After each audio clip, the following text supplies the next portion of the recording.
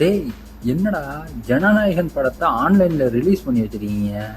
அதாவது ஓடிடிலலாம் வரல, தேட்டருக்கு வரல, ஆன்லைனில் ரிலீஸ் பண்ணிட்டானுங்க. டெலகிராமில் அது இதுன்னு இன்ஸ்டாகிராம்லாம் ரீல்ஸ் மாதிரிலாம் போட்டுக்கிட்டு இருக்கானுங்க. ஏன்னா படம் ரிலீஸ் ஆகிடுச்சா, அனுமதி கொடுத்துட்டானுங்களா அப்படின்னு பார்த்தா தேர்தல் டைமில் எந்த ஒரு படத்துக்கும் கொடுக்க மாட்டானுங்க. அதுவும் அரசியல்வாதிகளோட சம்மந்தப்பட்ட எந்த ஒரு படத்தையும் ரிலீஸ் பண்ண மாட்டானுங்க. அது எப்படி ரிலீஸ் ஆச்சுன்னு பார்த்தா ஏதோ எடிட்டர் டீம்லேருந்து ரிலீஸ் ஆகிருக்கு. இது விஜய் டீம் மேலே ஒரு சந்தேகத்தை ஏற்படுத்துது.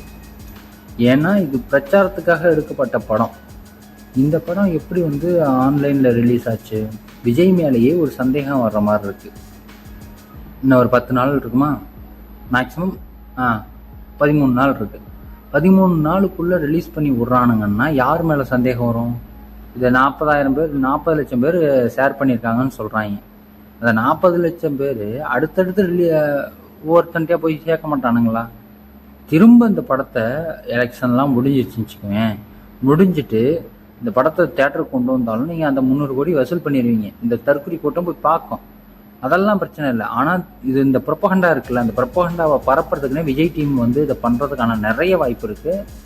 ஆனால் இதெல்லாம் மனசாட்சிக்கு அந்த திரைத்துறையை சார்ந்தவங்க இருக்காங்கல்ல, அவங்களுக்குலாம் இது வேதனையை கொடுக்கும். ஏன்னா படம் வர்றதுக்கு முன்னாடி வெளியே விட்டுருக்காங்கன்னா இது ஏற்றுக்க முடியாது.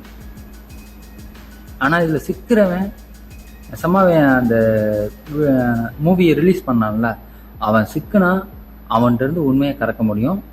ஆனால் இங்கே டிவிக்கே ஜெயிக்கணும் அப்படின்னா தான் இதிலேருந்து நீங்கள் தப்பிக்க முடியும். ஏன்னா நீங்கள் ரிலீஸ் பண்ணியிருந்தீங்க அப்படின்னா தப்பிக்க முடியும்.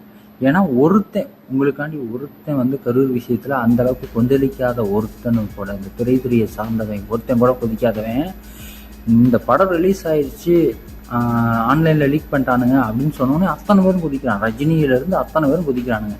ஏன் கொதிக்கிறானுங்க? இதை கொஞ்சம் பெருசாக்கிட்டு கம்ப்ளைண்ட் வர வைக்கணும், அதை அவனுங்களை பிடிச்சி விசாரிக்கணும். அது மூலமாக ஒன்றை மாட்டி வர்றதுக்கு அடுத்த பிளான் பண்ணுறானுங்க. விஜய் டீம் கொஞ்சம் உஷாராக இருங்க. எவன் லீக் பண்ணானோ அவனை கொஞ்சம் பார்த்துக்குங்க.